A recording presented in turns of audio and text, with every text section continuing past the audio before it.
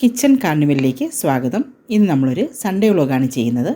ഇന്ന് നമ്മൾ സ്പെഷ്യലായിട്ട് ടൊമാറ്റോ ഹൽവയും ടൊമാറ്റോയുടെ ജാമും പിന്നെ ഒരു മീൻ തലക്കറിയുമാണ് ഇതിൽ കാണിക്കുന്നത്. ആദ്യം തന്നെ നമുക്കൊരു 2 കിലോ തക്കാളി എടുക്കാം. ഇതൊന്ന് മുകളിലൊന്നൊരു ചെറിയ ക്രോസ് കൊടുക്കണം. അതിനുശേഷം അതിലേക്ക് നല്ല ചൂടുവെള്ളം ഒന്ന് ഒഴിച്ചു കൊടുക്കാം. തക്കാളി മുങ്ങിക്കിടക്കത്തക്ക രീതിയിൽ വേണം ചൂടുവെള്ളം ഒഴിച്ചു കൊടുക്കാനായിട്ട്. ചൂടുവെള്ളം ഒഴിച്ചു കൊടുത്തതിന് ശേഷം അതൊരു 10 മിനിറ്റ് വെച്ചിരിക്കണം.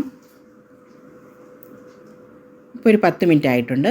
ഇനി നമുക്ക് തക്കാളി ഒന്നെടുത്ത് അതിൻ്റെ തൊലിയൊന്ന് മാറ്റിക്കളയാം.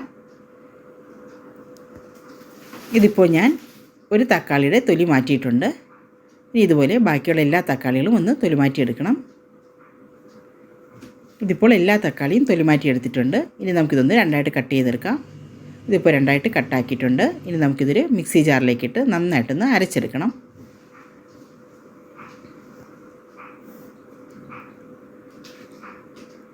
നമുക്കിതൊന്ന് നന്നായിട്ട് അരച്ചെടുക്കാം. ഇതിപ്പോൾ നന്നായിട്ട് അരഞ്ഞു വന്നിട്ടുണ്ട്. ഇനി നമുക്കിതൊന്ന് അരിച്ചെടുക്കണം. ഇതിൻ്റെ കുരുവൊന്നും വരാതിരിക്കാൻ വേണ്ടിയിട്ടാണ് ഇത് അരിച്ചെടുക്കുന്നത്. ഇതിപ്പോൾ ഏകദേശം ഒരു 2 കപ്പ് തക്കാളിയുടെ ജ്യൂസ് നമുക്ക് കിട്ടിയിട്ടുണ്ട്. അതിലൊരു 1.5 കപ്പ് വെച്ചിട്ട് നമുക്ക് ജാം ഉണ്ടാക്കാം. 1.5 കപ്പ് തക്കാളിയുടെ നീര് ഒരു പാത്രത്തിലേക്ക് മാറ്റിയിട്ട് നമുക്കതിലേക്ക് ഒരു 1 കപ്പ് ഷുഗർ ഒന്ന് ആഡ് ചെയ്ത് കൊടുക്കണം. ഇനി നന്നായിട്ടൊന്ന് തിളയ്ക്കണം. തിളച്ച് ഏകദേശം ഒരു പകുതിയോളം ഒന്ന് വറ്റി വരണം. അടിയിൽ പിടിക്കാതെ നന്നായിട്ട് ഇളക്കി കൊടുത്തുകൊണ്ടേയിരിക്കണം.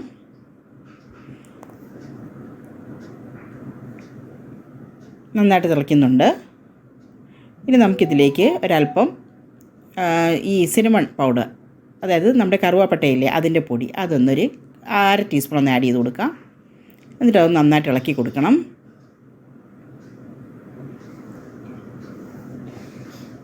പഞ്ചസാരയും ഈ കറുവാപ്പട്ടയുടെ പൊടിയും എല്ലാം നന്നായിട്ട് ഇളകിയതിന് ശേഷം നമുക്ക് ഇനി അതിലേക്കൊരു 1 നാരങ്ങയുടെ ജ്യൂസ് അതും കൂടെ ഒന്ന് ഒഴിച്ചു കൊടുക്കാം. കാരണം നമ്മളിതിൽ പ്രിസർവേറ്റീവ്സ് ഒന്നും ആഡ് ചെയ്യുന്നില്ല. ഈ നാരങ്ങയുടെ ജ്യൂസ് മാത്രമാണ് ആഡ് ചെയ്യുന്നത്. അതാണ് നമ്മൾ പ്രിസർവേറ്റീവായിട്ട് യൂസ് ചെയ്യുന്നത്. ഇതൊരാഴ്ചയോളം ഫ്രിഡ്ജിലൊന്നും വെക്കാണ്ട് പുറത്ത് തന്നെ നമുക്ക് വെക്കാൻ പറ്റും. ഇതിപ്പോൾ ഏകദേശം ഒരു പരുവമായിട്ടുണ്ട്. അത്യാവശ്യം കട്ടിയായിട്ടുണ്ട്. നമുക്കിനി ഇതൊരു പാത്രത്തിലേക്ക് മാറ്റാം. യാതൊരു നിറം ചേർക്കാതെ തന്നെ നല്ല നിറത്തിലുള്ളൊരു ജാമാണ് ഇവിടെ നമുക്ക് റെഡിയായിരിക്കുന്നത്. തക്കാളിയൊക്കെ കൂടുതലായിട്ട് കിട്ടുന്ന സമയത്ത് നമുക്കിങ്ങനെ ഇത് ചെയ്ത് വയ്ക്കാം.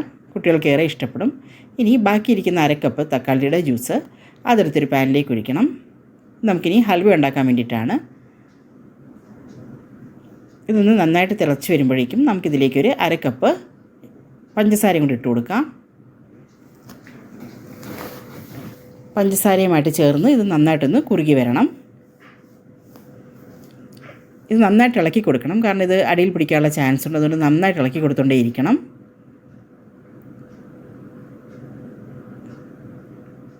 ഇനി നമുക്കിതിലേക്ക് കുറച്ച് കോൺഫ്ലോർ ഇച്ചിരി വെള്ളത്തിലൊന്ന് കലക്കിയത് ഒന്ന് ഒഴിച്ചു കൊടുക്കണം. എന്നിട്ട് വീണ്ടും നന്നായിട്ട് ഇളക്കി കൊടുക്കണം. കോൺഫ്ലോർ ഒഴിച്ച് കഴിഞ്ഞാൽ പിന്നെ വീണ്ടും ഇതൊന്ന് അടിയിൽ പിടിക്കാനുള്ള ചാൻസ് കൂടും. അതുകൊണ്ട് നന്നായിട്ട് ഇളക്കി കൊടുക്കാനായിട്ട് പ്രത്യേകമായിട്ട് ശ്രദ്ധിക്കണം. ഇനി നമുക്ക് ഇതിലേക്ക് അല്പാൽപമായിട്ട് നെയ്യ് ആഡ് ചെയ്ത് കൊടുക്കാം. ഇതിൻ്റെ റെസിപ്പീസ് ഇത് മുന്നേ ഞാൻ ചെയ്തിട്ടുള്ളതാണ്. അതിൻ്റെ ഡിസ്ക്രിപ്ഷൻ ബോക്സിൽ അതിൻ്റെ ഡീറ്റെയിൽസും റെസിപ്പീസും എല്ലാം കൊടുക്കാം. ഇപ്പോൾ നമ്മൾ നെയ്യ് ആഡ് ചെയ്തിട്ടുണ്ട്. ഇനി നമുക്ക് നന്നായിട്ട് ഇളക്കി കൊടുക്കണം.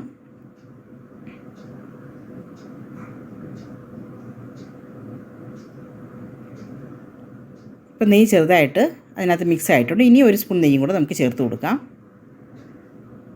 വീണ്ടും ഇത് നന്നായിട്ട് ഇളക്കി കൊടുക്കണം. കറക്റ്റായിട്ടുള്ള അളവ് ഡിസ്ക്രിപ്ഷൻ ബോക്സിൽ നമ്മൾ ആ ലിങ്കിൽ കൊടുത്തിട്ടുണ്ട്. അതൊന്ന് നോക്കിയാൽ മതിയാവും. അപ്പോൾ കറക്റ്റായിട്ടുള്ള അളവ് നിങ്ങൾക്ക് കിട്ടും.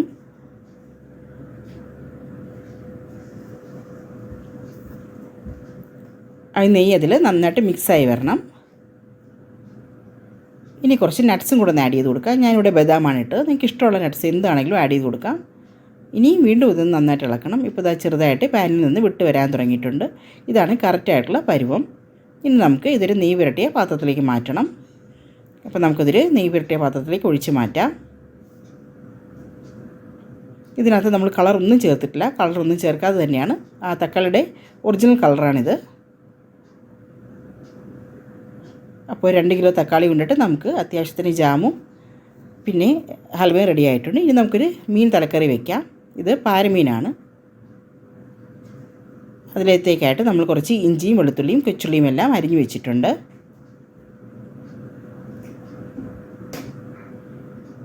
നമുക്ക് ആദ്യം ഒരു പാത്രത്തിലേക്ക് കുറച്ച് വെളിച്ചെണ്ണ ഒഴിച്ചു കൊടുക്കാം. വെളിച്ചെണ്ണയാണ് ഈ മീൻ കറിക്ക് ഏറ്റവും നല്ലത്. ഇനി നമുക്കിതിലേക്ക് കുറച്ച് ഇഞ്ചി ഇട്ട് കൊടുക്കാം. ആ സമയത്ത് നമുക്കിതിനുള്ള മസാല റെഡിയാക്കാം. അതിലത്തേക്ക് ഒരു അര സ്പൂൺ മഞ്ഞൾപ്പൊടി, പിന്നെ ഒരു 2 ടീസ്പൂൺ മുളക് പൊടിയാണ് വേണ്ടുന്നത്. എൻ്റെ അത് ചെറിയ സ്പൂണാണ്, അതുകൊണ്ട് ഞാൻ 4 ചെറിയ സ്പൂൺ ഇടുവാണ്. അതായത് 2 ടീസ്പൂണാണ് വേണ്ടുന്നത്. പിന്നെ ഒരു 2 ടീസ്പൂൺ മല്ലിപ്പൊടി നമുക്ക് ആവശ്യമായിട്ടുണ്ട്. മല്ലിപ്പൊടിയും കൂടെ നമുക്കൊന്ന് ചേർത്ത് കൊടുക്കാം.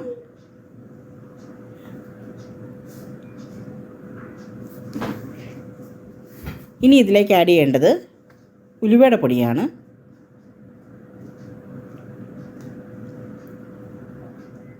ഉലുവയുടെ പൊടിയും കൂടെ ആഡ് ചെയ്ത് കൊടുത്തിട്ട് നമുക്കിത് കുറച്ച് വെള്ളം ഒഴിച്ച് നന്നായിട്ടൊന്ന് മിക്സ് ചെയ്ത് വെക്കണം. നന്നായിട്ടൊന്ന് മിക്സ് ചെയ്ത് കലക്കിയെടുക്കണം.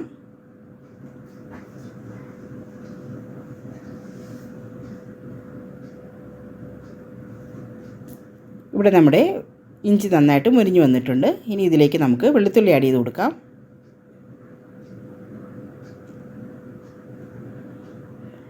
വെളുത്തുള്ളിയും കൂടി ഇട്ട് കൊടുത്തതിന് ശേഷം അതും കൂടെ ഒന്ന് ചെറിയ ബ്രൗൺ നിറമാകുന്നവരെ ഒന്ന് വഴറ്റണം.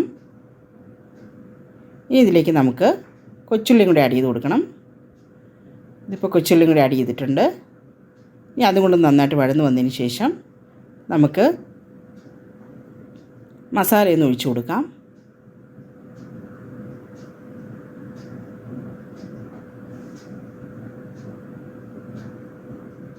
നമ്മളിപ്പോൾ മസാലയും കൂടി ഒഴിച്ചിട്ടുണ്ട്.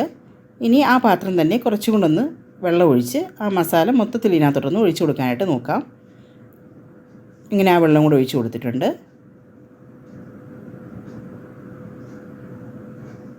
ഇനി നമുക്ക് അത്യാവശ്യത്തിന് ഉപ്പ് ചേർക്കാം. ഇനി നമുക്ക് ഇതിലേക്ക് വടക്കം പുളിയാണ് ചേർക്കുന്നത്. ഏകദേശം ഒരു 4-5 പീസ് ഞാൻ ചേർത്തിട്ടുണ്ട്.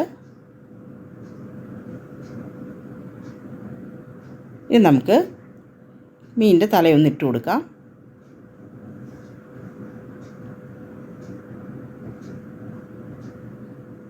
അതിൻ്റെ കൂടെ 1-2 കഷ്ണം കൂടെ ചേർക്കുന്നുണ്ട്. കാരണം മീൻ തല മാത്രമാകുമ്പോൾ അത്രയ്ക്ക് ടേസ്റ്റ് വരത്തില്ല. ഇനി നമുക്കതൊന്ന് മൊത്തത്തിലൊന്ന് ഇനി അത് തവിയിട്ടിളക്കാതെ നമുക്ക് പാത്രം ഒന്ന് ഇളക്കി കൊടുക്കണം. ഇനി നമുക്കിതൊന്ന് അടച്ച് വെച്ച്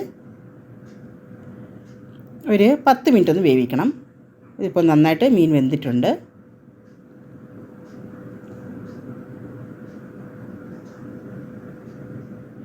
ഇനി നമുക്കിതിലേക്ക് കറിവേപ്പിലയും പിന്നെ വെളിച്ചെണ്ണയും, പച്ച വെളിച്ചെണ്ണ, ഇത് രണ്ടും ഒന്ന് ചേർത്ത് കൊടുക്കാം.